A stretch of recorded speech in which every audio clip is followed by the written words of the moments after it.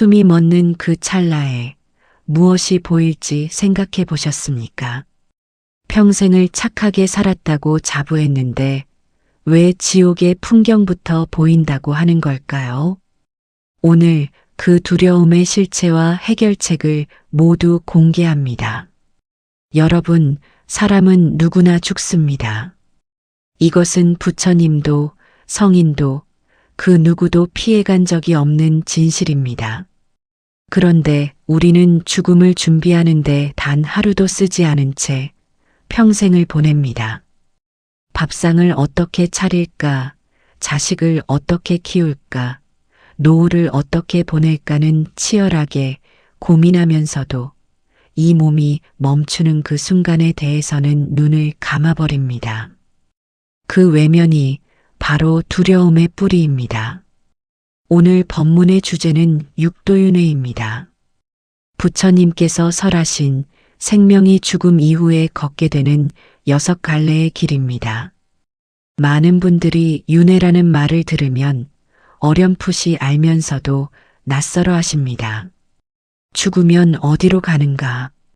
좋은 곳으로 가려면 어떻게 해야 하는가? 지옥은 정말 있는가? 이런 물음들을 마음 한켠에 품고 차마 꺼내지 못한 채 사셨던 분들이 계실 것입니다. 오늘 이 자리에서 그 물음에 하나씩 답해드리겠습니다. 부처님께서는 말씀하십니다.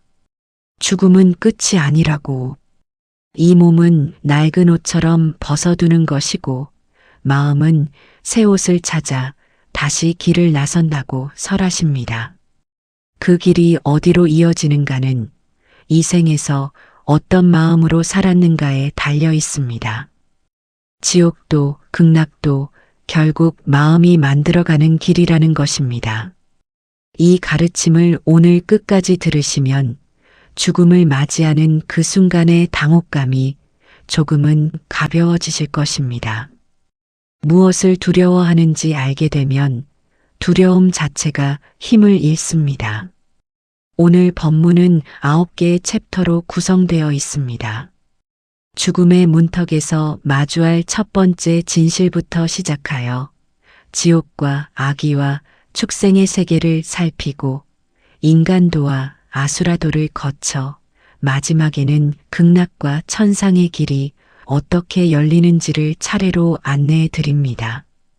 육도 각각이 단순한 사후 세계가 아니라 지금 이 마음의 상태와 어떻게 연결되는지도 함께 살펴볼 것입니다. 우리가 흔히 두려워하는 죽음은 사실 잘못 이해된 죽음입니다. 부처님의 눈에는 죽음이란 강의 이쪽 기슭에서 저쪽 기슭으로 건너가는 일과 같습니다. 강물이 흐르듯 생명도 흐릅니다.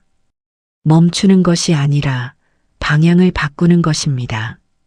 그 방향을 결정하는 것이 바로 우리가 이 생에서 짓는 행위와 마음의 흔적입니다. 좋은 씨앗을 심으면 좋은 땅에서 싹이 트고 탁한 씨앗을 심으면 탁한 땅으로 가게 됩니다. 이것이 육도윤회의 핵심 원리입니다. 한 가지 여쭤보겠습니다. 우리는 왜 이 가르침을 지금 살아있는 이 순간에 들어야 할까요? 임종자리에서 처음 듣는 진리는 마음에 깊이 뿌리내리지 못합니다. 두렵고 혼란스러운 그 순간에는 이미 평소에 익혀둔 것만이 빛을 발합니다. 경전은 이것을 임종정념이라 합니다. 마지막 순간에 바른 마음을 유지하려면 지금부터 그 마음을 갈고 닦아야 한다는 뜻입니다. 법문을 들으실 때는 판단을 잠시 내려놓으십시오. 지옥이 있느냐 없느냐를 따지기 전에 이 가르침이 지금 나의 마음에 무엇을 말하고 있는지를 먼저 들어보십시오. 부처님의 말씀은 사후를 설명하기 위한 것이 아니라 지금 이 생을 어떻게 살 것인가를 가리키고 있습니다. 불교에서 죽음을 이야기하는 것은 삶을 포기하자는 뜻이 아닙니다. 남은 생을 더 깊이 더 바르게 살아가기 위한 가르침입니다. 두렵다고 외면하는 것보다 지금 이 자리에서 바르게 알고 준비하는 것이 훨씬 지혜로운 일입니다. 부처님께서는 2500년 전에 이미 이 길을 밝혀두셨습니다. 그 빛이 오늘 밤 여러분의 마음 안에 조용히 스며들기를 바라며 지금부터 법문을 시작하겠습니다. 부처님께서 2500년 전에 밝혀두신 그 빛, 오늘은 그 빛이 어디서 비롯되었는지를 먼저 살펴보겠습니다. 육도윤회를 이해하려면 한 가지 질문에서 시작해야 합니다. 우리는 왜 태어납니까? 왜 이 몸을 받아 이 세상에 왔으며 죽은 뒤에는 왜 또 다른 몸을 받아야 합니까? 부처님께서는 그 물음에 명확하게 답하십니다. 태어남은 원인이 있기 때문이고 그 원인이 사라지지 않는 한 태어남도 멈추지 않는다고 설하십니다. 이것이 바로 연기법의 핵심입니다. 연기란 모든 것은 원인과 조건에 의해 생겨난다는 뜻입니다. 이것이 있기 때문에 저것이 있고 이것이 사라지면 저것도 사라집니다. 부처님께서는 깨달음의 그 첫 순간에 이 연기의 법칙을 꿰뚫어 보셨습니다. 삶과 죽음이 돌고 도는 까닭, 고통이 끝나지 않는 까닭, 그 모든 것의 뿌리가 연기 속에 담겨 있었습니다. 수레바퀴를 떠올려 보십시오. 수레바퀴는 굴러갑니다. 멈추려면 굴러가게 하는 힘을 없애야 합니다. 육도윤회도 마찬가지입니다. 이 수레바퀴를 굴리는 힘이 있습니다. 그것이 바로 업, 산스크리트어로는 카르마카머라 부릅니다. 업이란 무엇입니까? 우리가 몸과 말과 마음으로 짓는 모든 행위의 흔적입니다. 경전에서는 이것을 신업구업이업, 세 가지로 나눕니다. 몸으로 짓는 업, 말로 짓는 업, 그리고 마음으로 짓는 업입니다. 이 가운데 가장 강력한 것이 의업, 즉 마음의 업입니다. 겉으로 드러난 행동보다 그 행동을 만들어낸 마음의 씨앗이 더 깊이 뿌리를 내리기 때문입니다.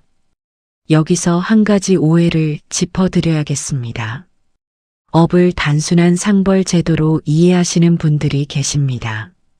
착하게 살면 좋은 곳에 나고 나쁘게 살면 나쁜 곳에 간다는 식의 도식입니다. 그러나 부처님의 가르침은 그보다 훨씬 깊습니다. 업은 에너지입니다. 마음이 움직일 때마다 생겨나는 보이지 않는 힘입니다. 화를 낼 때, 탐욕을 품을 때, 어리석음에 빠질 때 그 마음의 파동이 쌓이고 쌓여서 다음 생의 방향을 결정합니다. 경전에서는 이 세 가지 근본 번뇌를 탐진치, 삼독심이라 부릅니다. 탐은 집착입니다. 좋은 것을 잡으려 하고 잃을까봐 두려워하는 마음입니다. 진은 성냄입니다. 원하는 것이 막히거나 싫은 것이 다가올 때 일어나는 분노와 거부의 마음입니다. 치는 어리석음입니다. 나와 세상의 참된 모습을 보지 못하는 무명의 어둠입니다. 이 세 가지 독이 마음속에 살아있는 한 업은 계속 쌓입니다. 그리고 그 업의 무게가 죽음 이후 어느 갈래로 발을 내딛게 될지를 결정합니다. 수레바퀴는 그렇게 돌아가고 있는 것입니다. 또 한 가지 알아두셔야 할 것이 있습니다. 업은 반드시 이번 한 생 안에서만 읽는 것이 아닙니다. 경전에서는 업의 성숙을 세 가지로 구분합니다. 이번 생 안에 과보를 받는 현보업, 다음 생에 읽는 생보업, 그리고 여러 생에 걸쳐 천천히 익어가는 후보업이 있습니다.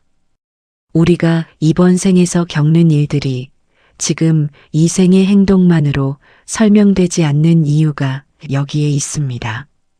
오래 수행하셨어도 왜 내 삶은 이 모양인가 싶으셨던 적이 있으실 것입니다. 선하게 살아왔다고 생각하는데 어째서 이런 어려움이 닥치는가 싶으셨던 분도 계실 것입니다. 부처님께서는 말씀하십니다. 지금의 고통이 지금의 잘못 때문만은 아닐 수 있다고. 그러나 지금의 수행이 지금뿐 아니라 앞으로 올 생의 방향까지 바꿀 수 있다고 설하십니다. 그렇다면 업에도 경중이 있습니까? 있습니다. 경전에서는 특히 강력한 업을 중업이라 부릅니다. 부모님을 해치거나 산보를 비방하거나 극심한 분노와 탐욕으로 타인에게 큰 해를 끼치는 행위들입니다. 반면 산보에 귀의하고 보시를 행하며 자비심을 키우는 행위는 강력한 선업으로 쌓입니다. 업의 수레바퀴가 어느 방향으로 굴러가느냐는 결국 어떤 씨앗을 더 많이 심었느냐에 달린 것입니다. 한 가지 희망이 있습니다. 이미 지어진 악업이라도 진심 어린 참회로 그 힘을 약화시킬 수 있다고 부처님께서는 설하십니다. 참회는 단순히 잘못했습니다라고 말하는 것이 아닙니다. 그 행위가 왜 잘못이었는지를 깊이 이해하고 다시는 그 마음을 내지 않겠다는 결심을 세우며 그 결심을 수행으로 구현하는 것입니다. 108배로 몸을 낮추고 다란이를 염송하며 마음의 때를 씻고 경전을 사경하며 지혜의 씨앗을 심는 것. 이 모든 수행이 참회의 실천이기도 합니다. 또 한 가지 중요한 가르침이 있습니다. 업에는 개인의 업만 있는 것이 아닙니다. 별업과 공업이 있습니다. 별업은 각자가 저마다의 행위로 짓는 개인의 업이고 공업은 함께 살아가는 존재들이 공동으로 만들어낸 업입니다. 한 가족이 함께 겪는 어려움, 한 사회가 공통으로 마주하는 재난, 한 시대가 함께 감내하는 고통, 이런 것들이 공업의 결과일 수 있습니다. 우리는 혼자 짓고 혼자 받는 존재가 아니라 서로 연결되어 함께 업을 짓고 함께 과보를 나누는 존재라는 뜻입니다. 이것이 연기법이 밝히는 또 다른 진실입니다. 12연기는 이 흐름을 12고리로 밝혀놓은 가르침입니다. 무명에서 시작하여 행식명생 육처촉수의 치유생 노사에 이르기까지 어떤 고리로 이어지는지를 밝혀두셨습니다. 복잡해 보이지만 핵심은 하나입니다.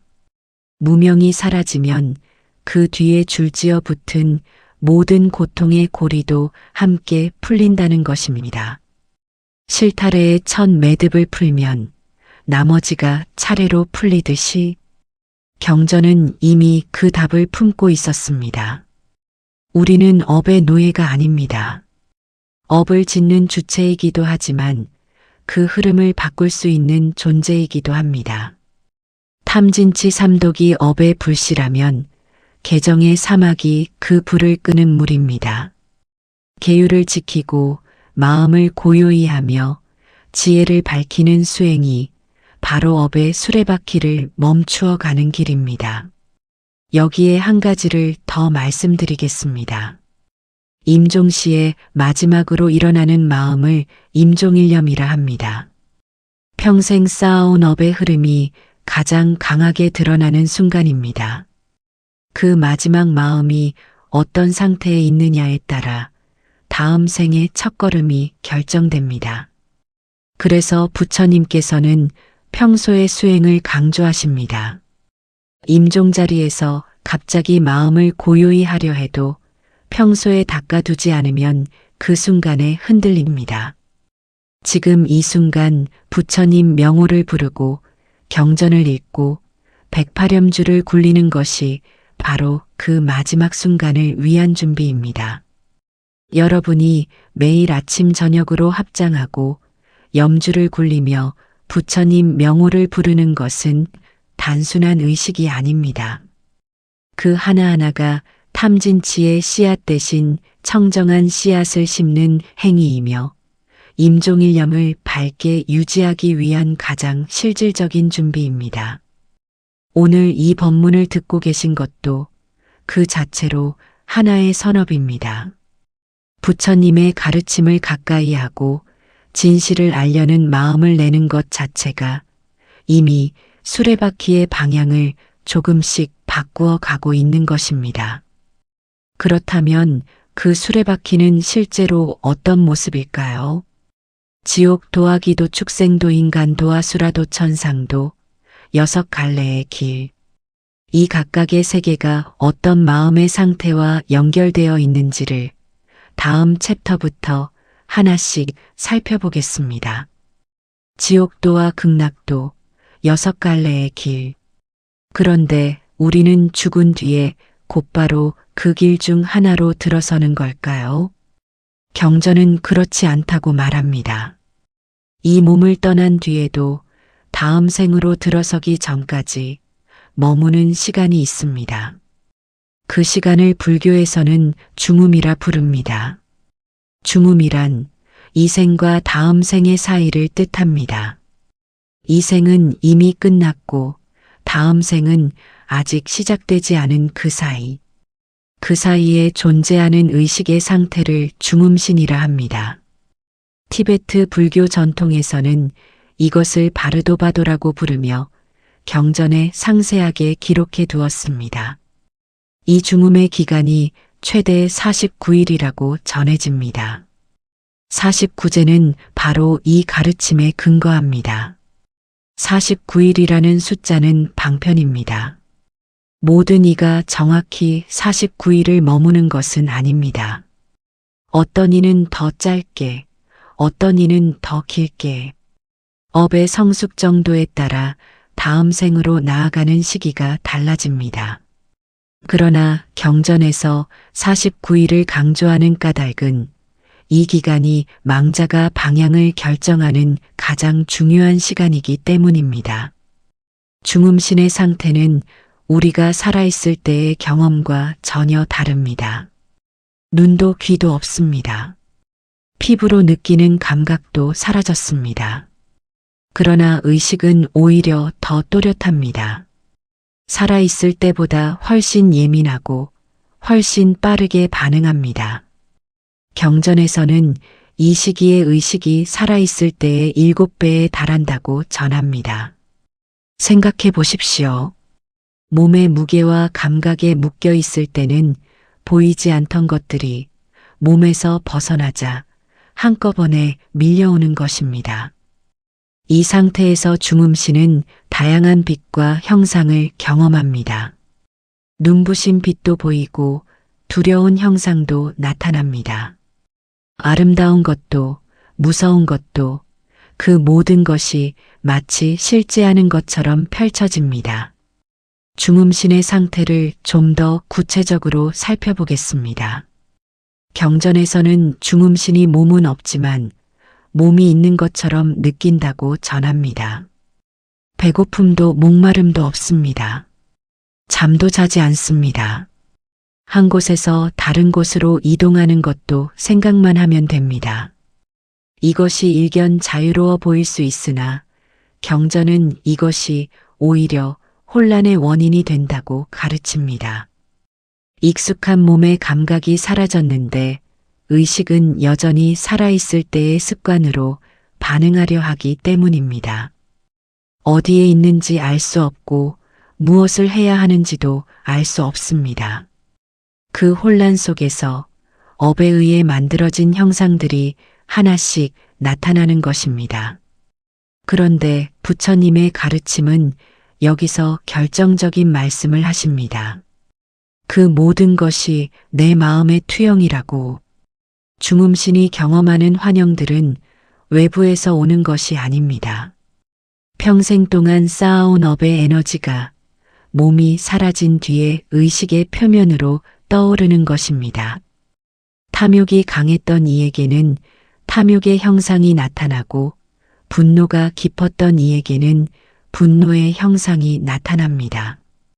청정한 수행을 쌓은 이에게는 밝은 빛과 고요한 형상이 나타납니다. 이것이 바로 앞 챕터에서 말씀드린 임종일념과 이어지는 가르침입니다. 마지막 마음의 상태가 중음의 출발점이 되고 중음에서 경험하는 것들이 다음 생의 방향을 결정합니다. 경전에서 이미 그 원리를 품고 있었습니다. 지옥이 어딘가 먼 곳에 있는 것이 아니라 분노와 증오로 가득 찬 마음이 지옥의 형상을 불러들이는 것입니다. 극락도 마찬가지입니다. 청정하고 자비로운 마음이 그 맑은 빛을 향해 나아가게 합니다. 그렇다면 이 중음의 시간 동안 유족은 무엇을 할 수 있습니까? 49제는 바로 이 질문에 대한 부처님의 답입니다. 망자가 중음에서 혼란을 겪는 그 시간 동안 살아있는 사람들이 올리는 기도와 공덕이 망자에게 전해진다고 전합니다. 이것을 공덕회양이라 합니다. 내가 쌓은 공덕의 빛을 망자에게 돌려보내는 것입니다. 불을 생각해 보십시오. 하나의 촛불에서 수백 개의 촛불에 불을 옮겨 붙여도 원래의 불꽃은 줄어들지 않습니다. 공덕도 그와 같습니다. 살아있는 이가 수행을 하고 보시를 베풀며 그 공덕을 망자에게 회양하면 망자의 의식에 그 빛이 스며듭니다. 이것이 방편이 아니라 연기의 원리 안에서 실제로 일어나는 일입니다. 우리는 본래 연결된 존재이기 때문입니다.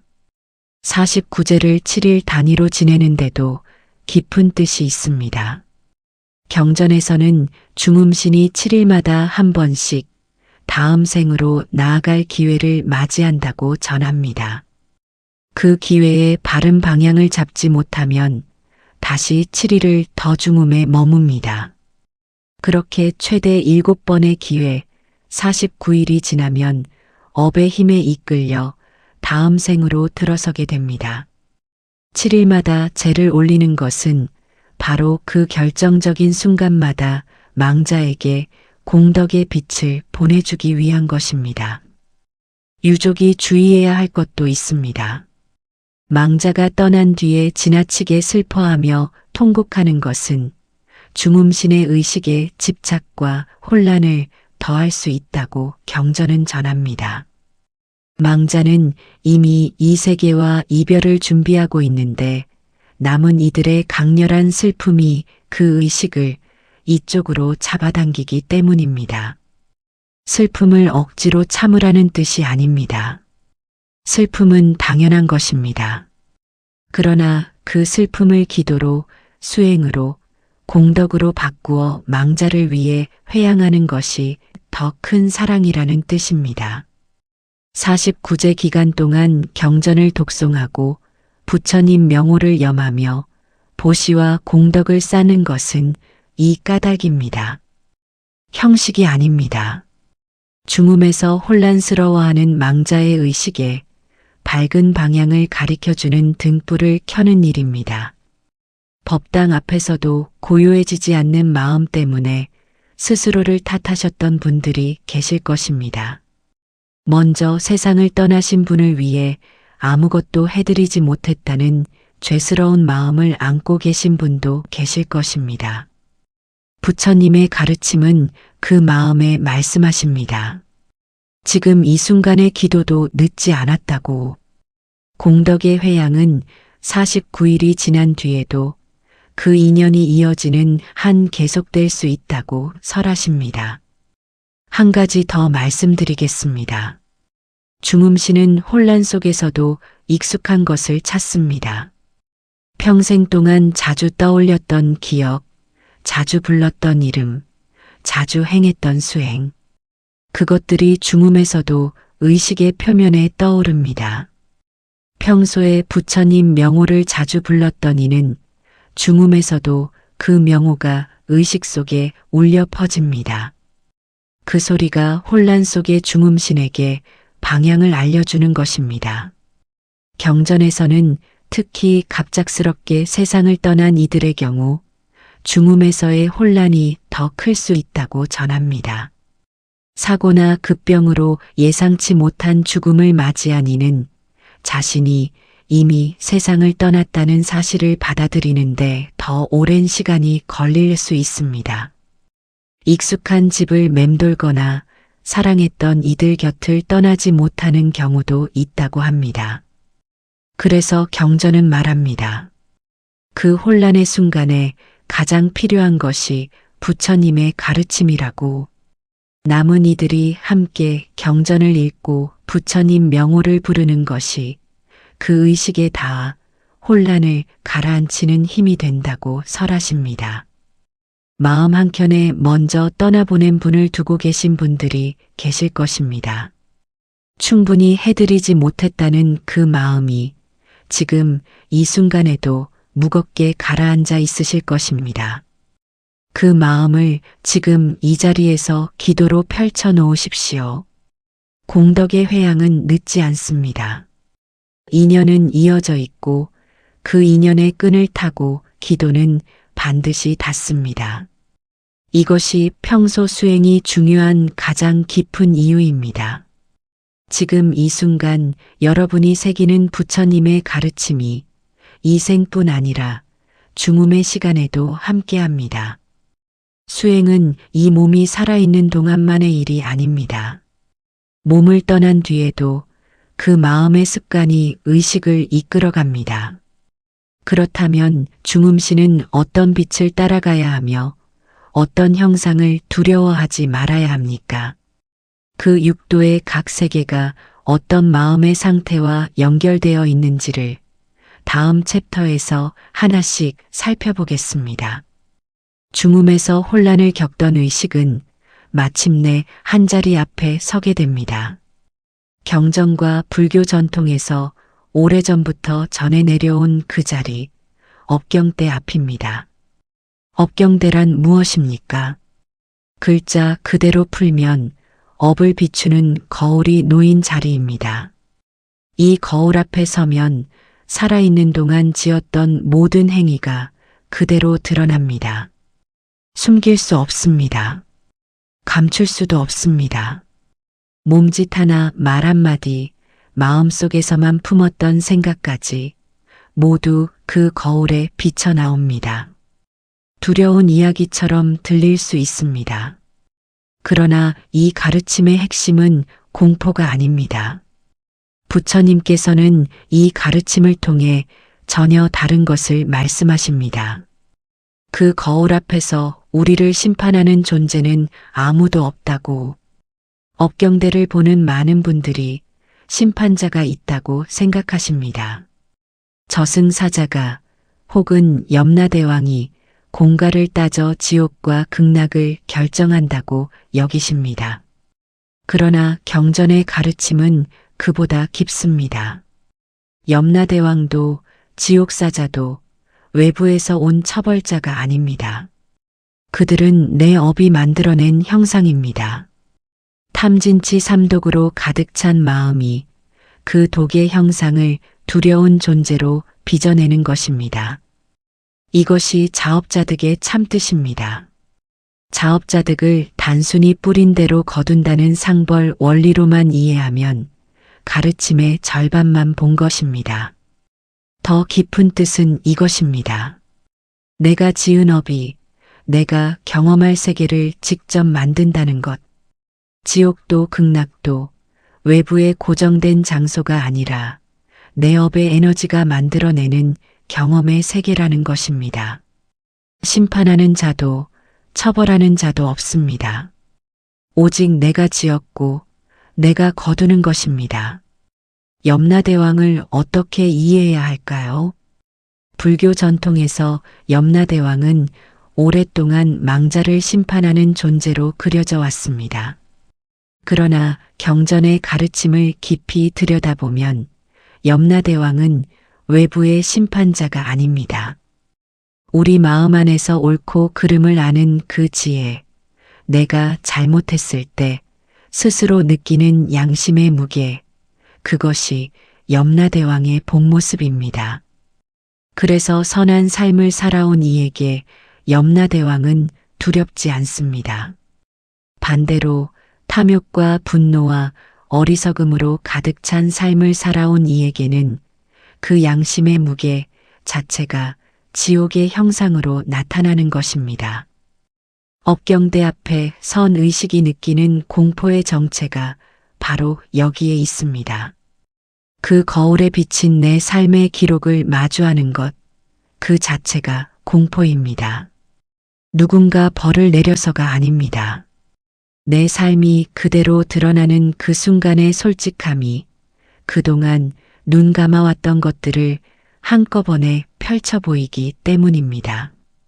경전에서는 업경대를 마주하는 의식의 상태를 두 가지로 전합니다. 평소에 계율을 지키고 보시를 행하며 수행을 쌓아온 이는 그 거울 앞에서 고요합니다. 두려움이 없습니다. 내가 지은 것을 알고 내가 갈 곳을 압니다. 반면 평생 눈을 감고 살아온 이는 그 거울이 들이미는 진실 앞에서 극심한 혼란에 빠집니다. 이것이 두려움의 정체입니다. 낯선 것이 무서운 것이 아니라 외면해 왔던 진실이 눈앞에 펼쳐지는 그 순간이 무서운 것입니다. 경전에서는 이 순간을 여러 가지로 묘사합니다. 어두운 빛과 밝은 빛이 동시에 나타나는 때이기도 합니다. 탁한 업의 에너지는 어둡고 탁한 빛으로 나타나고 청정한 수행의 공덕은 맑고 밝은 빛으로 나타납니다. 중음신은 이 두 빛 앞에 서게 됩니다. 본능적으로 밝은 빛보다 어두운 빛 쪽으로 끌리는 경우가 많다고 경전은 전합니다. 눈부신 빛은 두렵고 익숙한 어둠은 편안하게 느껴지기 때문입니다. 그러나 그 어두운 빛이 끌어당기는 곳이 바로 아래 갈래의 세계입니다. 이 가르침을 듣고 경전의 말씀은 아는데 삶에서는 여전히 흔들리는 그 간극을 느끼시는 분들이 계실 것입니다. 그 흔들림이 지금은 부끄럽게 느껴지실 수도 있습니다. 그러나 부처님께서는 말씀하십니다. 업경대는 절망의 자리가 아니라 깨어남의 자리라고.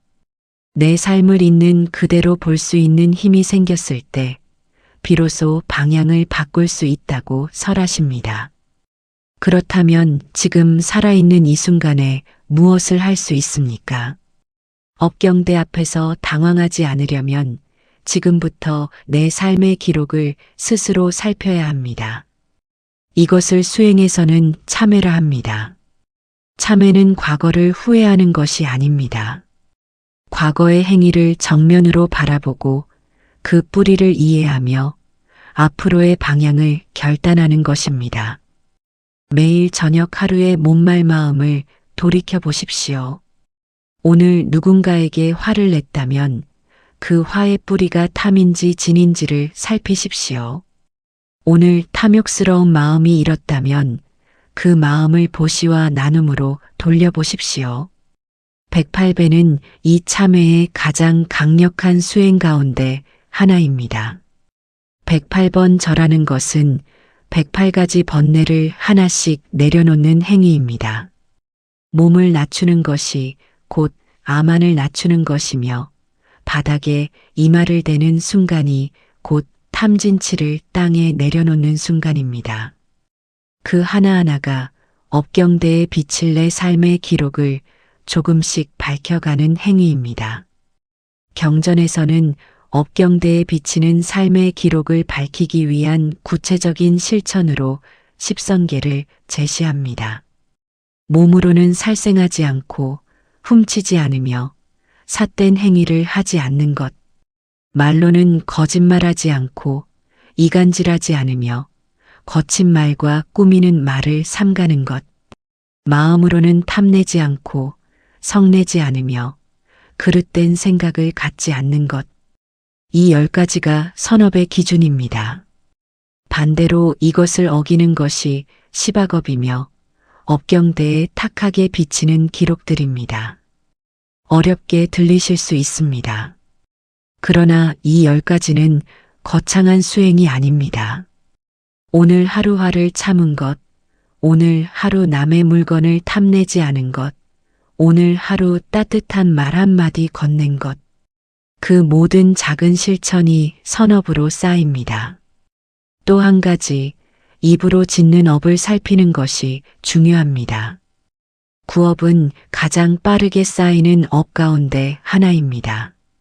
무심코 내뱉은 말 한마디, 다른 이를 비방한 말, 거짓으로 꾸민 말, 이런 것들이 업경대에 고스란히 담깁니다. 반대로 부처님 명호를 부르고 경전을 독송하며 따뜻한 말로 다른 이를 위로하는 것이 입으로 짓는 선업입니다. 우리가 매일 아미타불 명호를 부르는 것이 단순한 염불의식을 넘어 구업을 정화하는 수행임을 이제 아실 것입니다. 사경도 이 맥락에서 이해하시면 더 깊이 다가옵니다.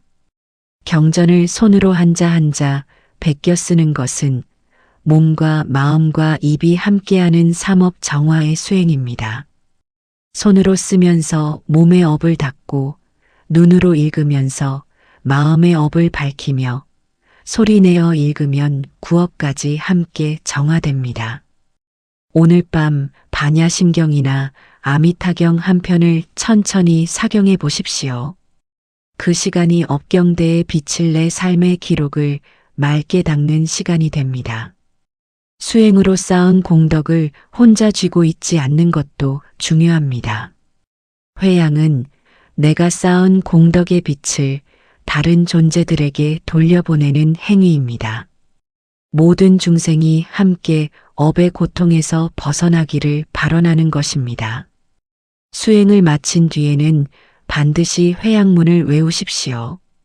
이 공덕이 모든 중생에게 고루 돌아가기를 함께 지혜와 자비의 길을 걷기를 바란다는 그 마음이 회양의 핵심입니다. 공덕은 나눌수록 커집니다. 회양으로 쌓은 선업이 업경대의 기록을 한층 더 밝혀줄 것입니다. 업경대는 두렵기만 한 자리가 아닙니다. 그 괴로움의 한가운데서 부처님은 이미 길을 열어두셨습니다.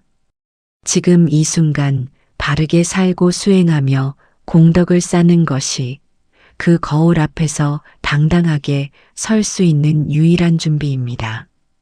그 준비가 되었을 때 우리는 업경대 너머의 세계로 발걸음을 내딛게 됩니다. 지옥도에서 천상도까지 6갈래의 길이 실제로 어떤 세계인지를 다음 챕터에서 살펴보겠습니다. 업경대 너머, 이제 6갈래의 길 가운데 가장 아래 자리에 있는 세계로 발을 들여놓겠습니다. 지옥도입니다. 지옥이라는 말을 들으면 많은 분들이 막연한 공포부터 떠올리십니다. 혹은 반대로 그것이 실제로 있겠느냐는 의심을 먼저 품으시기도 합니다. 오늘은 경전이 지옥을 어떻게 묘사하고 있는지를 있는 그대로 살피고 그 묘사가 우리에게 무엇을 말하고 있는지를 함께 짚어보겠습니다. 지장보살본원경, 줄여서 지장경이라 부르는 이 경전에는 지옥의 세계가 상세하게 기록되어 있습니다. 지장보살께서 직접 지옥을 다니시며 중생을 제도하시는 이야기가 담겨 있는데 그 안에 묘사된 지옥의 종류와 그 원인이 무엇인지가 구체적으로 나옵니다. 지옥은 크게 파렬지옥과 파란지옥으로 나눕니다. 파렬지옥은 뜨거운 불의 고통이 있는 8지옥입니다. 등할지옥, 흑승지옥, 중합지옥, 규환지옥, 대규환지옥, 초열지옥, 대초열지옥, 그리고 가장 깊은 무간지옥이 있습니다. 파란지옥은 극심한 추위의 고통이 있는 8지옥으로 몸이 얼어붙고 터지는 고통이 묘사되어 있습니다. 파란지옥에는 포포여 라타타 확확 호호울 발라발특 마마하발특 마의 8단계가 있습니다. 추위가 깊어질수록 몸의 피부가 갈라지고 살이 터지며 마침내 연꽃 모양으로 갈라진다고 묘사됩니다.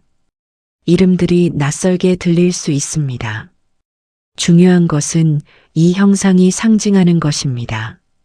냉담함, 무관심, 타인의 고통을 외면하는 마음이 쌓이고 굳어졌을 때 이어지는 세계입니다. 이 묘사들을 문자 그대로만 받아들이면 무서운 이야기로 끝납니다. 그러나 불교의 가르침은 이 형상들 너머를 가리킵니다. 뜨거운 불의 고통은 탐욕과 분노가 타오를 때 마음이 경험하는 지옥과 다르지 않습니다. 얼어붙는 추위는 무관심과 냉담함이 굳어진 마음의 상태와 연결됩니다. 지옥의 형상은 방편입니다. 문자보다 그 형상이 가리키는 마음을 보십시오. 경전에서 어떤 업이 어떤 지옥으로 이어지는지를 살피면 그 원리가 분명해집니다. 살생업이 깊은 이는 죽임을 당하고 또 살아나는 고통이 반복되는 세계로 간다고 전합니다. 이것이 등활지옥입니다. 타인의 생명을 가볍게 여긴 마음이 그 무게를 직접 경험하는 세계로 이어지는 것입니다. 도둑질의 업이 깊은 이는 흑승지옥으로, 거짓말을 일삼은 이는 그 말의 업에 따른 고통을 받는 곳으로 향한다고 경전은 전합니다. 음행의 업이 깊은 이에게도 그에 상응하는 세계가 기다립니다. 이 모든 것이 외부의 처벌이 아닙니다. 앞 챕터에서 말씀드렸듯 내 업의 에너지가 만들어낸 경험의 세계입니다. 탐욕이 타올랐던 만큼, 분노가 불태웠던 만큼 그 에너지가 지옥의 형상으로 구현되는 것입니다. 경전에서 지장보살께서 지옥을 직접 다니시며 중생을 만나시는 장면이 있습니다. 그 장면에서 지옥의 중생들이 보살을 알아보지 못하는 경우가 묘사됩니다. 업이 만들어낸 어둠 속에서는 빛이 가까이 있어도 보이지 않는 것입니다. 이것이 업의 가리움, 업장입니다. 우리가 수행을 통해 업장을 소멸하는 까닭이 여기에 있습니다. 업장이 얇아질수록 지혜의 빛이 더 잘 들어오고 어두운 세계에서도 방향을 볼 수 있게 됩니다.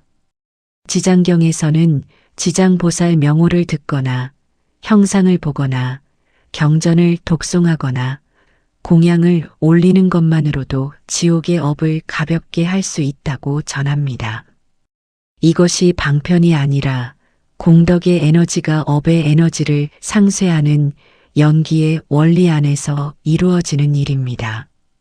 우리가 법당에서 부처님과 보살께 공양 올리고 예경하는 수행이 단순한 의식이 아니라 실제로 업의 흐름을 바꾸는 행위임을 아셔야 합니다. 그렇다면 무간지옥은 무엇입니까? 무간이란 틈이 없다는 뜻입니다. 고통이 잠시도 쉬지 않고 이어진다는 의미입니다. 경전에서는 무간지옥에 떨어지는 5가지 업을 오역죄라 합니다. 아버지를 해치는 것, 어머니를 해치는 것, 아라한을 해치는 것, 부처님 몸에 피를 내는 것, 승가의 화합을 깨뜨리는 것. 이 5가지는 불교에서 가장 무거운 업으로 분류합니다. 그 까닭은 이 행위들이 모두 은혜와 가르침의 뿌리를 끊는 행위이기 때문입니다. 여기서 한 가지 희망적인 가르침을 말씀드려야 합니다. 지옥의 고통은 영원하지 않습니다. 이것이 불교 지옥관이 다른 종교의 지옥관과 근본적으로 다른 점입니다. 지옥은 영벌의 장소가 아닙니다. 업의 에너지가 타오르는 동안 머무는 곳입니다. 나무가 타오르는 동안 불꽃이 피어오르지만 나무가 다 타면 불꽃도 꺼지듯 업의 에너지가 소진되면 지옥의 고통도 끝납니다. 그리고 다시 다른 생으로 나아가게 됩니다. 이것이 윤회의 희망입니다. 지옥의 시간이 우리 인간의 시간과 다른 것은 사실입니다. 경전에서는 지옥의 하루가 우리 시간으로 헤아릴 수 없이 길다고 전합니다. 그러나 그것이 아무리 길더라도 반드시 끝이 있습니다. 그 끝에서 새로운 길이 열립니다. 지옥의 긴 시간을 무한이나 영원의 표현으로 이해하시면 됩니다. 경전이 강조하는 것은 그 고통이 얼마나 긴가가 아니라 그 고통이 반드시 끝난다는 것입니다. 지장보살께서 지옥에서 중생을 제도하시는 까닭이 여기에 있습니다. 아무리 깊은 지옥에도 깨어남의 씨앗은 이미 심겨져 있습니다. 경전에서는 지장보살의 공덕을 염하고 이름을 부르는 것이 지옥에 있는 중생에게 닿을 수 있다고 전합니다. 그래서 우리는 먼저 떠난 이들을 위해 지장보살을 염하고 지장경을 독송하며 그 공덕을 회양합니다. 지장보살 나무 마살. 이 명호가 어두운 곳에서도 빛이 된다는 가르침입니다. 지장보살께서는 원을 세우셨습니다. 지옥이 텅 비기 전에는 성불하지 않겠다고, 중생이 다 제도되기 전에는 깨달음을 이루지 않겠다고 발언하셨습니다. 이것이 지장보살의 대원입니다. 아무도 포기하지 않겠다는, 가장 깊은 곳에 있는 존재까지 찾아가겠다는 서원입니다. 이 서원이 우리에게 주는 메시지가 있습니다. 아무리 많은 업을 지었더라도, 아무리 깊은 곳에 떨어지더라도 그 손길이 닿지 않는 존재는 없다는 것입니다. 그래서 지장경을 독송하는 수행이 중요합니다. 지장경을 읽는 것은 지장보살의 그 서원을 우리 마음 안에 새기는 일입니다. 먼저 세상을 떠난 분들을 위해 지장경을 읽고 지장보살 명호를 염하며 공덕을 회양하십시오. 그 수행이 어두운 곳에 있는 의식에 빛을 전하는 가장 실질적인 방법입니다. 또 한 가지 지옥의 고통을 줄이는 가장 직접적인 방법은 지금 이 생에서 살생업을 짓지 않는 것입니다. 생명을 해치지 않고 음식에서도 가능한 한 살생의 업을 줄이는 것이 수행의 기초입니다. 방생수행, 즉 살아있는 생명을 자연으로 돌려보내는 행위도 이 까닭에 불교 수행의 중요한 한 축을 이루고 있습니다. 한 생명을 살리는 그 행위가 살생업의 과보를 직접 줄여주는 선업이 됩니다.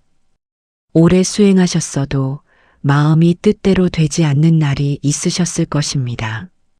화를 참지 못한 날, 탐욕스러운 마음이 일어난 날, 그런 날 스스로를 책망하셨던 적이 있으실 것입니다. 그 마음을 오늘 밤 잠시 내려놓으십시오. 업은 지금 이 순간에도 바뀝니다. 지장보살께서는 말씀하십니다. 한 생각 돌이키는 것이 지옥의 문을 닫고 정토의 문을 여는 시작이라고. 6갈래의 길 가운데 가장 아래에 있는 지옥도를 살펴보았습니다. 다음 챕터에서는 그 위 아기도와 축생도의 세계가 어떤 마음의 상태에서 비롯되는지를 살펴보겠습니다. 지옥도 위에는 2개의 세계가 더 있습니다. 아기도와 축생도입니다. 지옥의 고통이 극한의 형벌과 같다면 이 두 세계는 조금 다른 방식으로 업의 무게를 드러냅니다. 오늘은 이 두 세계가 어떤 마음에서 비롯되는지를 경전의 가르침을 따라 살펴보겠습니다. 먼저 아기도입니다. 아기는 굶주린 귀신이라는 뜻입니다. 배는 산만큼 크고 목구멍은 바늘구멍만 하며 입에 불꽃이 달려 있어 무엇을 먹으려 해도 먹을 수 없는 존재로 경전에 묘사됩니다. 항상 굶주리고 항상 목마르며 그 갈증과 허기가 결코 채워지지 않습니다. 경전에서는 아기를 하나로 묶지 않고 그 고통의 양상에 따라 여러 종류로 나눕니다. 입에 불꽃이 달려 음식을 먹을 수 없는 화구아기 음식을 보면 볼수록 더 배가 고파지는 기갈아기 남이 먹는 것을 보는 것만으로 배를 채우려 하는 아기도 있습니다. 이 묘사들의 공통점은 하나입니다. 원하지만 얻지 못하는 고통이 죽음 이후에도 이어진다는 것입니다. 살아있을 때 탐욕의 불을 꺼뜨리지 못한 이는 그 불이 몸을 떠난 뒤에도 의식 속에서 타오릅니다. 이 형상은 방편입니다. 문자보다 그 이면을 보십시오. 아기도는 탐욕, 그 중에서도 인색함의 업이 깊은 이가 향하는 세계입니다. 경전에서는 특히 보시를 행하지 않고 자신만을 위해 움켜쥐고 살았던 삶의 과보로 아기의 몸을 받는다고 전합니다.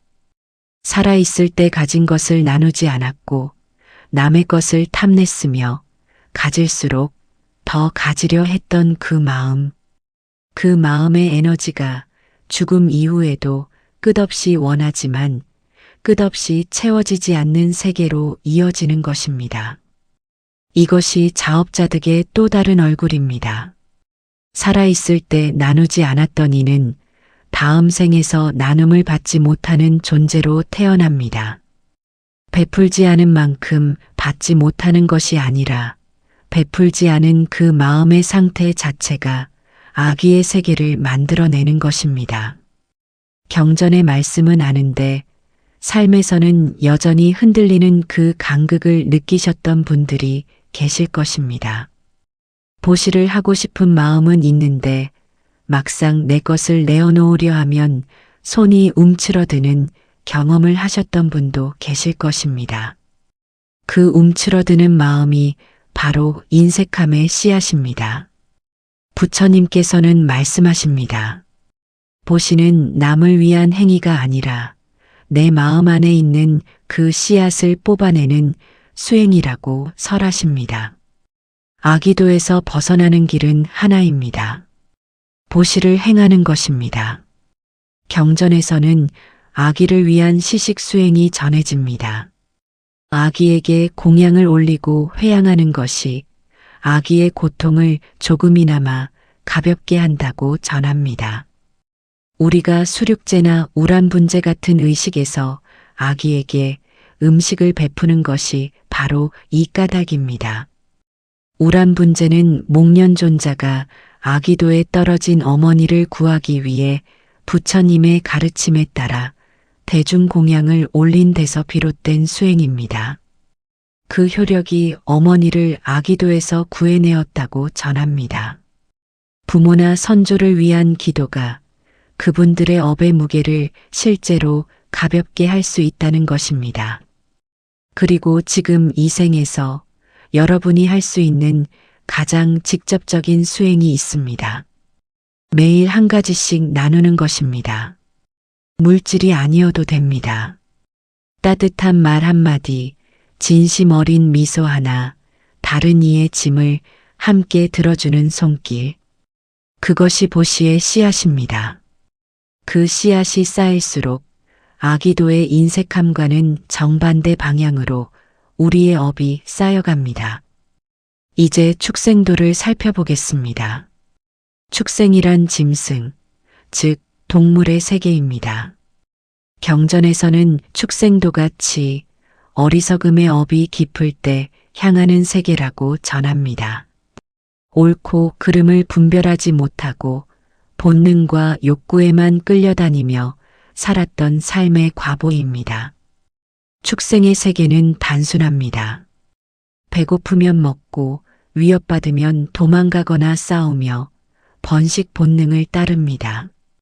지혜가 없기에 고통을 인식하면서도 그 원인을 알지 못하고 벗어나는 방법도 모릅니다. 인간도에서 지혜를 개발하지 않고 가르침을 외면하며 탐욕과 본능에 따라서만 살았던 이가 그 마음의 연장선 위에서 축생도로 들어선다고 경전은 설합니다. 경전에서는 구체적으로 어떤 업이 축생도로 이어지는지를 몇 가지 말씀하십니다. 다른 일을 짐승처럼 부리고 착취한 업, 계율과 가르침을 완전히 저버리고 본능에 따라서만 행동한 업, 진실을 거부하고 어리석음 속에 머물기를 스스로 선택한 업, 이런 것들이 축생도로 이어지는 원인이 됩니다. 반대로 경전을 가까이 하고 선지식을 만나 가르침을 받으며 지혜를 개발하는 수행이 축생도의 업을 멀리하는 가장 직접적인 방법입니다. 여기서 중요한 점이 있습니다. 축생도에 있는 생명들은 이미 과거 생에서 인간이었을 수 있습니다. 그 역도 마찬가지입니다. 지금 우리 주변에 있는 개와 고양이, 새와 물고기, 그 모든 생명들이 전생에 인간이었을 수 있고 우리가 그중 어느 생명과 과거 생에서 깊은 인연을 맺었을 수도 있습니다. 이것이 불교에서 모든 생명을 함부로 대하지 말라고 가르치는 이유입니다. 저 생명이 나의 전생 부모였을 수도 있고 나의 오랜 도반이었을 수도 있습니다. 연기의 그물 안에서 모든 생명은 이미 연결되어 있습니다. 내 주변의 생명을 대하는 태도가 곧 나의 다음 생과 연결됩니다. 동물을 괴롭히거나 학대하는 것은 살생업과 함께 축생도를 향하는 업을 짓는 행위입니다. 반대로 길 잃은 생명을 돕고 배고픈 생명에게 먹을 것을 나누며 생명을 존중하는 마음으로 하루를 사는 것이 축생도의 업을 멀리하는 수행입니다. 살생업과 축생도의 관계를 조금 더 살펴보겠습니다. 단순히 동물을 잔인하게 대한다는 의미를 넘어서 경전에서는 다른 존재를 도구로만 보고 그 생명을 가볍게 여기는 마음 자체가 축생도로 이어지는 씨앗이라고 전합니다. 반대로 길에서 마주치는 개미 한 마리조차 함부로 밟지 않으려는 마음, 벌레 한 마리의 목숨도 소중히 여기는 마음이 자비심의 씨앗이 됩니다. 자비심이 깊어질수록 우리의 업은 사막도와 점점 멀어집니다. 매일 아침 발언문을 읽으시는 분들이 계실 것입니다. 거기에 담긴 일체 중생을 성불케 하겠다는 그 한마디가 공허한 선언이 아니라 실천으로 이어질 때 그 힘이 바래집니다. 오늘 만난 생명 하나에게 작은 자비의 마음을 내어 보십시오. 그것이 아기도와 축생도의 씨앗을 거두어내고 더 높은 세계로 향하는 업을 쌓는 시작입니다. 불교에서는 모든 중생이 불성을 지닌다고 설합니다. 이것은 지금 축생도에 있는 생명들도 예외가 아닙니다. 어리석음의 업으로 그 모습을 입었지만 그 안에 깨달음의 씨앗이 없는 존재는 없습니다. 그래서 우리는 축생을 위해서도 회양하고 방생을 행하며 그 생명들이 다음 생에 더 나은 길로 나아가기를 발언합니다. 그리고 한 가지 깊이 새겨야 할 가르침이 있습니다. 인간으로 태어나는 것이 얼마나 희귀한 일인가를 경전은 이렇게 전합니다. 넓은 바다 위에 구멍 뚫린 나무 판자 하나가 떠다니고 있고 바닷속에는 눈 먼 거북이 한 마리가 있습니다. 그 거북이가 100년에 한 번씩 물 위로 떠오를 때 바로 그 나무 판자의 구멍에 목이 들어갈 확률. 부처님께서는 인간으로 태어나는 것이 그만큼 드문 일이라고 설하십니다. 그러나 우리는 지금 인간도에 있습니다. 부처님의 가르침을 들을 수 있는 귀가 있고 수행을 선택할 수 있는 의지가 있습니다. 이 소중한 기회를 낭비하지 않는 것이 사막도와 멀어지는 가장 확실한 길입니다. 아기도와 축생도 두 세계를 살펴보았습니다. 지옥도를 포함한 사막도가 탐진치 삼독심의 세계라면 그 위에 있는 세 갈래는 조금 다른 빛깔을 가지고 있습니다. 아수라도와 인간도, 그리고 천상도. 다음 챕터에서 그 세계들로 발걸음을 옮기겠습니다. 사막도를 지나 이제 위로 향하는 세 갈래를 살펴볼 차례입니다. 아수라도, 인간도, 천상도. 이 세 세계는 선업을 쌓은 이들이 향하는 곳입니다. 그러나 경전은 이 세계에 태어나는 것만으로는 충분하지 않다고 설합니다. 오늘 그 이유를 살펴보겠습니다. 먼저 아수라도입니다. 아수라는 하늘이 아닌 것이라는 뜻을 담고 있습니다. 복덕을 쌓아 천상에 가까운 힘을 가졌으나 마음 안에 투쟁심과 시기심이 가득하여 천상에 오르지 못하는 존재들입니다. 경전에서는 아수라를 능력은 뛰어나지만 끊임없이 다투는 존재로 묘사합니다. 제석천과 싸우고 천상의 존재들과 갈등하며 그 힘을 지배와 투쟁을 위해 씁니다. 아수라도는 어떤 업이 만들어내는 세계입니까? 경전에서는 선업을 쌓았으나 자만심과 시기심 그리고 남을 이기려는 경쟁심이 깊은 이가 향하는 세계라고 전합니다.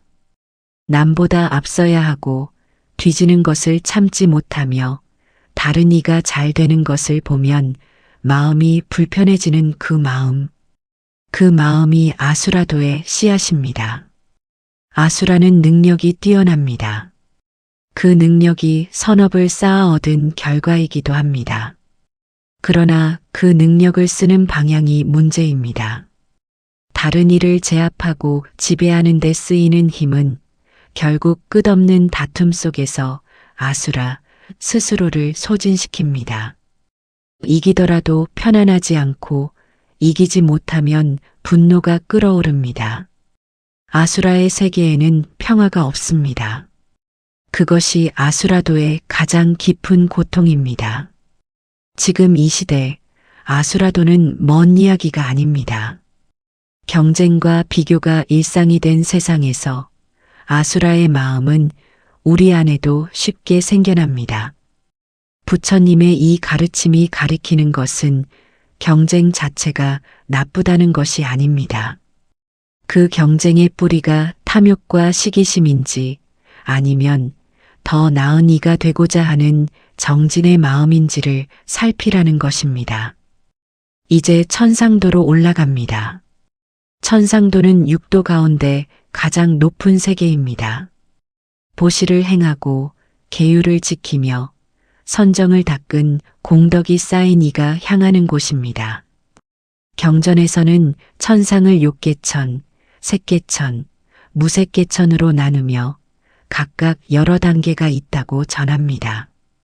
욕망의 세계 위에 있는 하늘이 있고 그보다 더 정묘한 선정의 하늘이 있으며 형상조차 사라진 가장 높은 하늘이 있습니다. 욕계천 가운데 우리에게 특히 친숙한 하늘이 있습니다. 도솔천입니다. 도솔천은 욕계천의 네 번째 하늘로 미륵보살께서 머물고 계신 곳으로 전합니다. 미륵보살께서는 다음 생에 이 세상의 부처로 오실 분으로 지금 도솔천에서 중생들을 위해 법을 설하고 계신다고 경전은 전합니다. 많은 불자들이 임종 후 도솔천에 왕생하여 미륵보살의 법문을 듣기를 발언하는 것도 이 까닭입니다. 색계천과 무색계천은 욕망의 번뇌가 더욱 가라앉은 세계입니다. 색계천은 깊은 선정을 닦은 이가 향하는 세계로 욕망은 없으나 미세한 물질적 형상은 남아 있습니다. 무색계천은 형상조차 사라지고 순수한 의식만 남은 상태로 매우 깊은 삼매의 경지를 닦은 이가 향하는 곳입니다. 그러나 이 높은 세계들도 결국 윤회의 범위 안에 있습니다. 선정이 풀리면 다시 아래로 내려오는 것을 피할 수 없습니다. 천상의 수명은 인간의 시간으로는 헤아리기 어렵습니다. 극심한 고통 없이 맑고 밝은 환경에서 오랜 시간을 보냅니다. 선업을 쌓은 과보를 누리는 것입니다. 그런데 경전은 여기서 중요한 가르침을 하십니다. 천상에 태어나는 것이 최종 목표가 아니라고. 천인오세라는 가르침이 있습니다. 천상의 존재가 복력이 다하여 죽음을 맞이할 때 나타나는 5가지 징조입니다. 꽃으로 장식한 머리 장식이 시들고 아름다운 옷에 때가 묻으며 몸에서 땀이 나고 겨드랑이에서 냄새가 나며 제자리에 머물지 못하고 들뜨게 됩니다. 천상의 다른 존재들이 이 징조를 보면 가까이 하기를 꺼립니다. 이 묘사가 가리키는 것이 무엇입니까? 아무리 높은 곳에 태어났더라도 쌓은 복력이 다하면 반드시 내려온다는 것입니다. 천상의 존재도 죽음을 맞이합니다. 그리고 그 뒤에 다시 윤회의 수레바퀴 위에 올라서야 합니다. 쌓은 공덕이 크면 다시 좋은 곳에 태어날 수 있지만 그 공덕이 다하면 또다시 아래로 향할 수 있습니다. 불교 경전에는 오랜 천상의 삶을 살다가 복력이 다하여 지옥도로 떨어진 사례도 전해집니다. 천상에 있는 동안 수행하지 않고 복을 누리는 데만 머물렀던 이들입니다. 복은 소비하면 사라집니다. 그러나 지혜는 닦을수록 깊어집니다. 천상에 태어났더라도 그 복을 수행의 바탕으로 삼지 않으면 결국 다시 내려오게 되는 것입니다. 그렇다면 우리가 진정으로 향해야 할 곳은 어디입니까? 부처님께서는 말씀하십니다. 목표는 좋은 곳에 태어나는 것이 아니라 태어남과 죽음의 수레바퀴 자체에서 벗어나는 것이라고. 이것을 해탈이라 하고 열반이라 합니다. 윤회를 굴리는 업의 에너지가 소진되는 것이 아니라 그 에너지를 만들어내는 탐진치의 뿌리 자체를 뽑아내는 것입니다. 여기서 한 가지 더 말씀드려야 할 것이 있습니다. 정토, 즉 극락세계는 육도와는 다른 차원의 세계입니다. 극락은 업의 과보로 태어나는 윤회의 세계가 아닙니다. 아미타불의 원력에 의해 열려있는 세계로 그곳에 태어난 이는 다시 윤회의 수레바퀴로 돌아오지 않고 반드시 깨달음을 이루게 됩니다. 이것이 정토법문의 핵심입니다. 육도윤회의 한계를 넘어서는 길이 부처님의 원력에 의지하는 것에 있습니다. 이것이 육도윤회를 설하신 부처님의 궁극적인 뜻입니다. 지옥을 두려워하여 착하게 사는 것도 좋습니다. 천상을 바라며 공덕을 쌓는 것도 훌륭합니다. 그러나 부처님의 가르침이 가리키는 가장 높은 목표는 육도 어디에도 묶이지 않는 마음의 자유입니다. 이 자리에서 한 가지 수행을 권해드립니다. 오늘 하루 내가 행한 일 가운데 시기심이나 경쟁심에서 비롯된 것이 있는지 살피십시오. 그리고 그 자리에 자비심을 하나씩 심어 보십시오. 다른 이의 성공을 보며 함께 기뻐하는 수행, 이것을 수의공덕이라 합니다. 남의 선업과 공덕을 함께 기뻐하는 것이 내 업의 방향을 아수라도에서 멀리하고 더 높은 갈래로 이끄는 수행입니다. 선업을 쌓되 그 공덕에 집착하지 않는 것, 복을 누리되 그 복 안에서 수행을 놓지 않는 것, 그것이 천인오세의 함정을 피하고 윤회의 수레바퀴를 멈추어 가는 길입니다. 실질적인 수행의 방향을 하나 더 말씀드리겠습니다. 천상에 태어나는 공덕의 씨앗은 무엇입니까? 경전에서는 지계와 선정을 강조합니다. 계율을 지키면 인간도와 천상도의 씨앗이 쌓이고 선정을 닦으면 더 높은 색계천과 무색계천의 씨앗이 됩니다. 그러나 궁극의 해탈을 위해서는 지혜가 반드시 함께해야 합니다. 개정의 사막이 함께 이루어질 때 비로소 육도 어디에도 묶이지 않는 자유를 향해 나아갈 수 있습니다. 매일 아침 저녁으로 예불을 드리는 것이 개의 씨앗이 됩니다. 호흡을 고르며 마음을 모으는 잠깐의 정자가 정의 씨앗이 됩니다. 그리고 지금처럼 경전의 뜻을 귀담아 듣는 것이 해의 씨앗입니다. 이 세 가지가 매일의 삶 안에서 조금씩 쌓일 때 우리의 업의 방향은 조용히 그러나 확실하게 바뀌어 갑니다. 삼선도의 세계를 살펴보았습니다. 다음 챕터에서는 이 모든 여정의 귀착점, 극락세계와 아미타불의 본원이 우리에게 무엇을 말씀하시는지를 함께 살피겠습니다. 개정의 사막이 쌓이는 곳이 어디입니까? 천상에서도 아기도에서도 아닙니다. 바로 지금 이 인간도입니다. 오늘은 육도 가운데 인간으로 사는 이 생이 왜 가장 소중한지, 그리고 이 생에서 무엇을 어떻게 닦아야 하는지를 살펴보겠습니다. 인간도는 육도 가운데 특별한 위치에 있습니다. 지옥도처럼 극한의 고통에 갇혀 있지 않고 천상도처럼 즐거움에 취해 수행을 잊지도 않습니다. 고통과 즐거움이 뒤섞인 이 세계에서 우리는 스스로의 상태를 인식하고 원인을 살피며 방향을 선택할 수 있습니다. 이 선택의 능력이 인간도에서만 깨달음이 가능한 까닭입니다. 천상에 태어난 이는 복의 즐거움에 머물다 시간을 보냅니다. 지옥에 있는 이는 고통이 너무 커서 수행할 여유가 없습니다. 악인은 허기에, 축생은 본능에 묶여 있습니다. 오직 인간도에서만 고통을 겪으면서도 그 고통의 원인을 찾고 벗어나는 길을 선택할 수 있습니다. 부처님께서 인간으로 이 세상에 오셔서 깨달으신 것도 이 까닭입니다. 앞서 눈먼 거북이의 비유를 말씀드렸습니다. 그 귀한 인연으로 지금 이 몸을 받았습니다. 그리고 더 귀한 인연이 하나 더 있습니다. 부처님의 가르침을 만난 것입니다.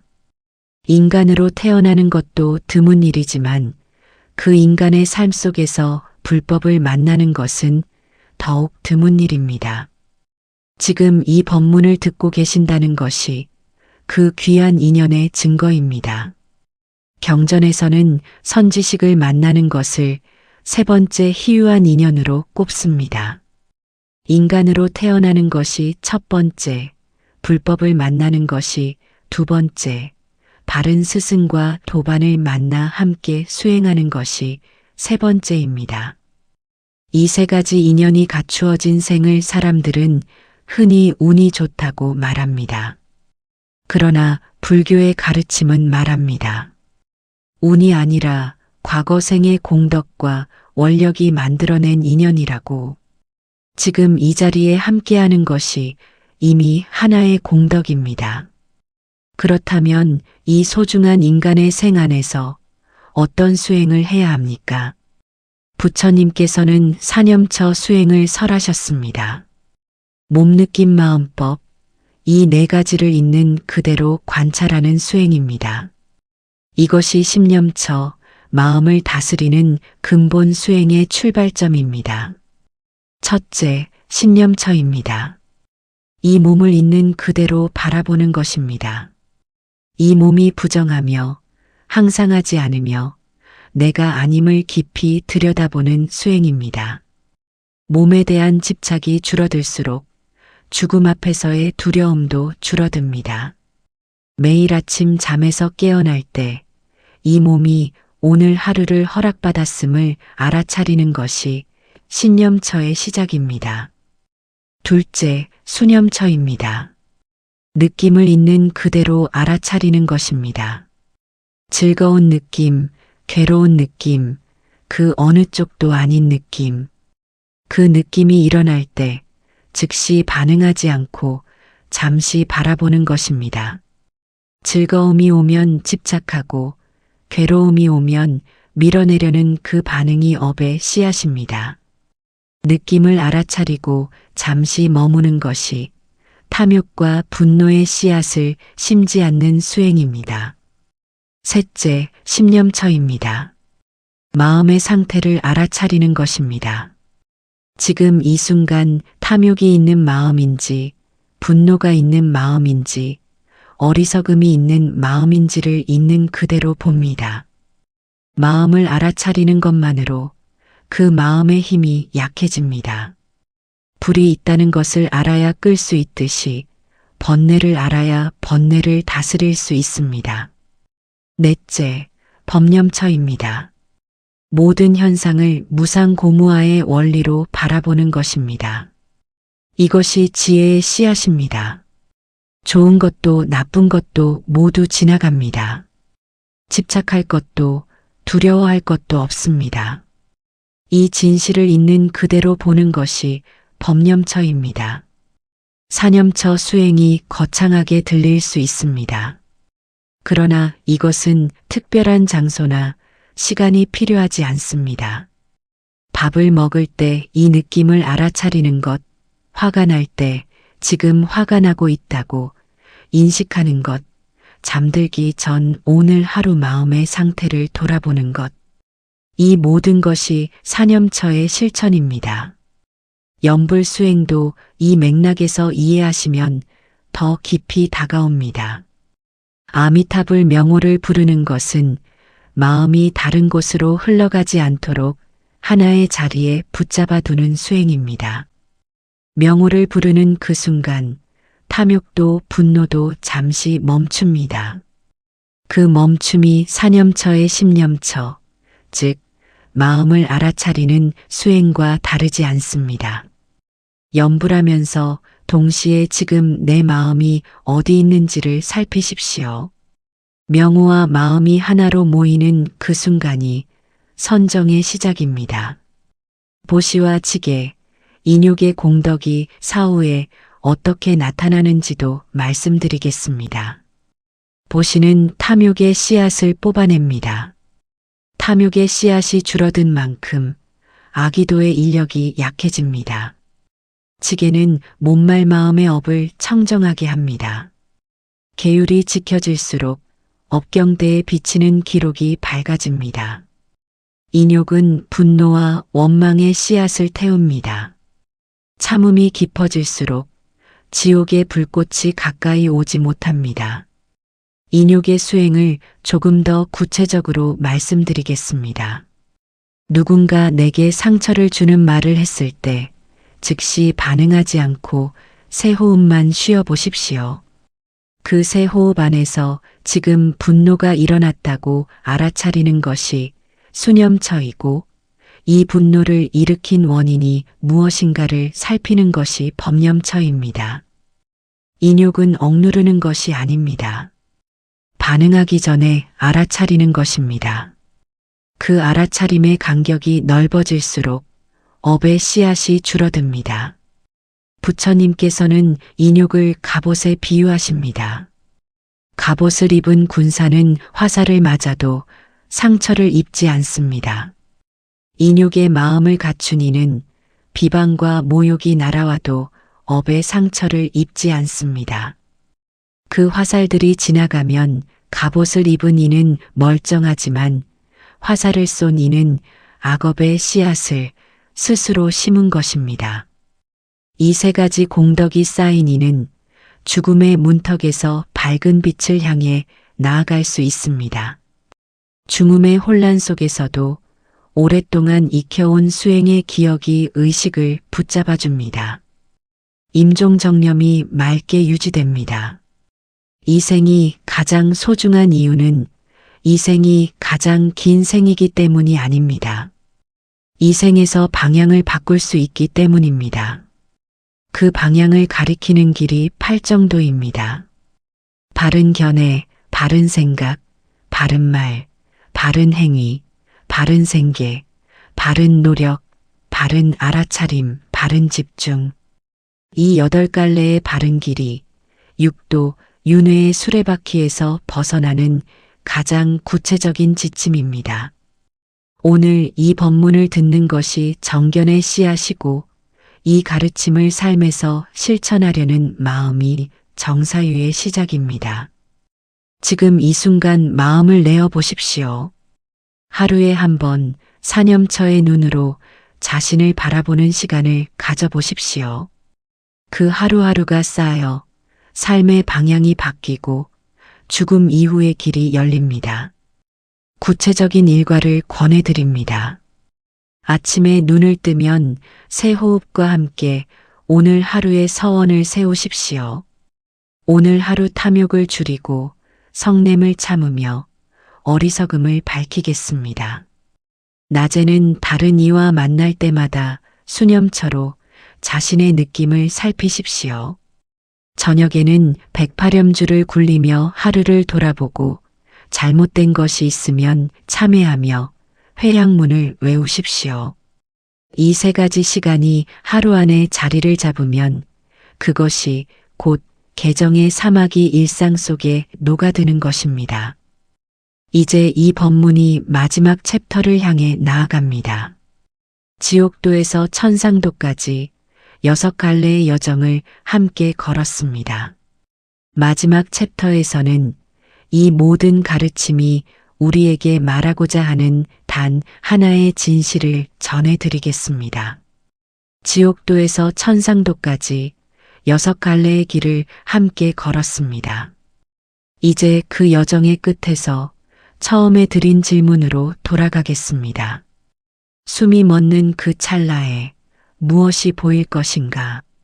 이 법문을 처음부터 함께 하신 분들은 이제 그 물음 앞에서 조금 다른 마음으로 서 계실 것입니다.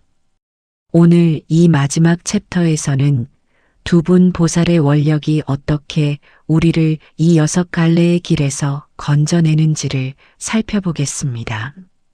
지장보살의 원력과 아미타불의 원력입니다.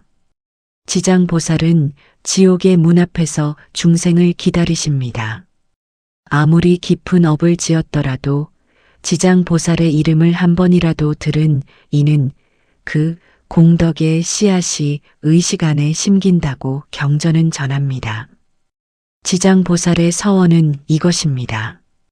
지옥이 텅 비지 않으면 성불하지 않겠다고, 중생이 다 제도되기 전에는 깨달음을 이루지 않겠다고, 그 서원이 지금 이 순간에도 살아있습니다.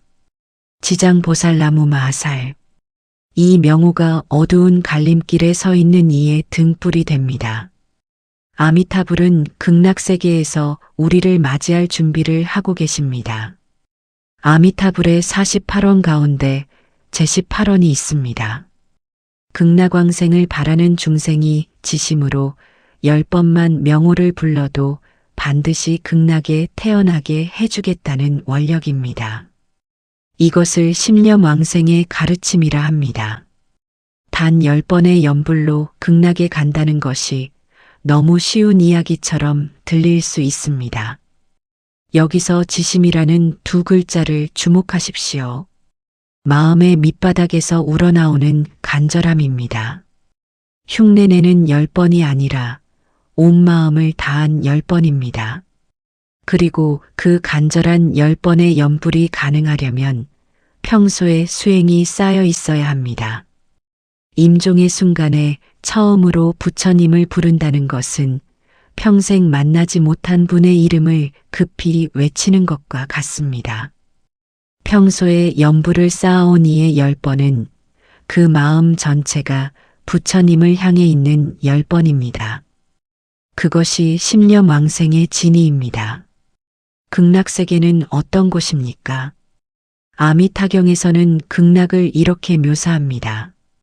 칠보로 이루어진 연못이 있고 온화한 바람이 불어 아름다운 소리를 내며 그 소리 자체가 부처님의 가르침을 전합니다. 극락에 태어난 이는 다시 탐진치의 씨앗을 심지 않습니다. 그 환경 자체가 수행을 돕는 세계이기 때문입니다. 그리고 그곳에서 아미타불과 관세음보살, 대세지보살의 가르침을 직접 받으며 수행하여 반드시 깨달음을 이루게 됩니다. 극락이 육도와 다른 결정적인 이유가 여기에 있습니다. 천상도에서는 복이 닿으면 다시 내려오지만 극락에서는 한번 태어나면 후퇴 없이 깨달음으로 나아갑니다. 연불 수행을 어떻게 하면 좋습니까? 형식을 갖춘 좌연불도 있고 걸으면서 하는 행연불도 있으며 일상의 모든 순간에 마음속으로 명호를 이어가는 사년불도 있습니다. 자리에 앉아 합장하고 눈을 감은 채 나무 아미타불을 천천히 또렷하게 10번 부르는 것이 하루의 시작과 끝에 자리를 잡으면 그것이 임종정념의 가장 든든한 준비가 됩니다. 명호를 부를 때는 소리가 귀에 들리도록 하십시오. 입으로 부르고 귀로 듣고 마음이 그 소리를 따라가는 것이 연불삼매로 나아가는 길입니다. 이 법문에서 우리는 무엇을 배웠습니까? 죽음은 끝이 아닙니다. 업의 에너지가 다음 생을 만들고 그 방향은 지금 이 마음이 결정합니다. 지옥도, 아기도, 축생도는 탐진치 삼독의 씨앗이 익은 세계이고 아수라도와 인간도, 천상도는 선업의 씨앗이 익은 세계입니다. 그 어떤 세계도 영원하지 않습니다. 모든 세계는 업의 에너지가 있고 소진되면 다시 다른 생으로 이어집니다. 이 법문에서 우리가 함께 걸어온 길을 잠시 돌아보겠습니다. 우리는 죽음이 끝이 아니라 새 생의 출발임을 배웠습니다. 탐진치 삼독이 업의 수레바퀴를 굴린다는 것, 중음의 49일이 방향을 결정하는 시간임을, 업경대에서 스스로의 삶과 마주한다는 것을 살펴보았습니다. 지옥도의 고통이 내 마음의 투영이고 아기의 배고픔이 인색함의 과보이며 축생도가 어리석음의 연장선임을 알았습니다. 아수라의 다툼과 천상의 복도 영원하지 않다는 것을, 그리고 인간도가 유일하게 방향을 바꿀 수 있는 자리임을 확인하였습니다. 그 모든 여정의 끝에서 부처님의 원력이 열어둔 길이 있다는 희망을 만났습니다. 그러나 이 모든 윤회의 수레바퀴 너머에 아미타불의 원력이 열어둔 길이 있습니다. 극락은 업의 세계가 아닙니다. 원력의 세계입니다. 내 업이 아무리 무거워도 아미타불의 원력이 나보다 크다는 것을 믿고 의지할 때 그 길이 열립니다. 이것이 신원행 삼자량입니다. 믿음을 세우고 왕생을 발언하며 연불을 행하는 것. 이 세 가지가 갖추어진 이에게 극락의 문이 열립니다. 신이란 아미타불의 원력이 실제한다는 믿음입니다. 내 업이 무거운 것을 알면서도 그 무게보다 부처님의 원력이 크다는 것을 의심 없이 받아들이는 것입니다. 원이란 이 생을 마친 뒤 극락에 왕생하여 깨달음을 이루겠다는 발언입니다. 행이란 그 믿음과 발언을 매일의 연불 수행으로 구현하는 것입니다. 이 세 가지가 하나로 어우러질 때 임종의 그 순간에 아미타불께서 직접 마중 나오신다고 경전은 전합니다. 두려움 없이, 혼란 없이 부처님의 손을 잡고 극락으로 향하는 것. 이것이 정토법문이 우리에게 약속하는 길입니다. 지장보살과 아미타불 두 분의 원력은 서로 다른 방향에서 우리를 향해 있습니다. 지장보살은 가장 낮은 곳에서 올라오시며 손을 내미시고 아미타불은 가장 높은 곳에서 내려오시며 손을 펼치십니다. 그 두 손 사이에 우리가 있습니다. 어느 방향에서든 도움의 손길이 닿아 있습니다. 이 가르침이 두렵고 막막하게만 느껴지던 죽음을 조금은 다른 눈으로 바라볼 수 있게 해드렸기를 바랍니다. 오늘 밤 잠들기 전에 잠시 마음을 들여다보십시오. 지금 이 마음이 어떤 상태에 있습니까?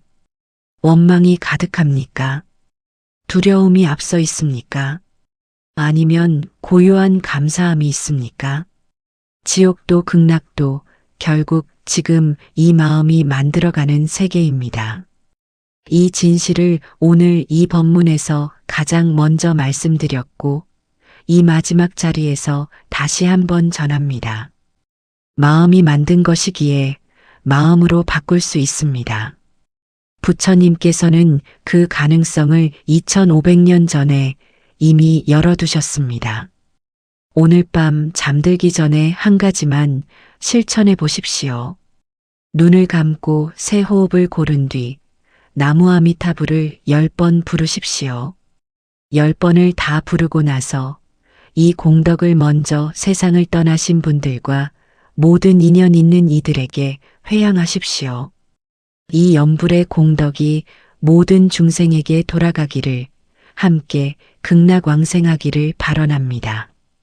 이 짧은 수행 하나가 오늘 이 법문을 들은 것과 함께 오늘 하루의 업을 조용히 밝혀줄 것입니다. 불자님들, 이 법문을 끝까지 함께 해주신 것에 깊이 감사드립니다. 죽음을 두려워하지 않는 힘은 죽음을 외면하는 데서 오지 않습니다. 죽음의 참모습을 바르게 알고 지금 이 생을 바르게 사는 데서 옵니다. 그 길을 함께 걸어주셨습니다. 법문을 마치기 전에 함께 발언하겠습니다. 이 법문을 들은 공덕으로 모든 인연 있는 분들의 업장이 소멸되기를 발언합니다. 먼저 세상을 떠나신 모든 분들이 지장보살의 가피 속에 평안하시고 아미타불의 원력에 힘입어 극락세계에 왕생하시기를 발언합니다. 지금 이 생을 살아가는 우리 모두가 개정해를 닦아가며 육도 윤회의 수레바퀴를 멈추고 마침내 깨달음의 언덕에 함께 이르기를 발언합니다. 나무아미타불, 나무아미타불, 나무아미타불. 이 법문이 도움이 되셨다면 구독과 좋아요로 함께 해주십시오. 이 가르침을 더 많은 분들과 나눌 수 있도록 힘이 됩니다. 반야등불은 앞으로도 부처님의 가르침을 성실하게 전해드리겠습니다. 감사합니다.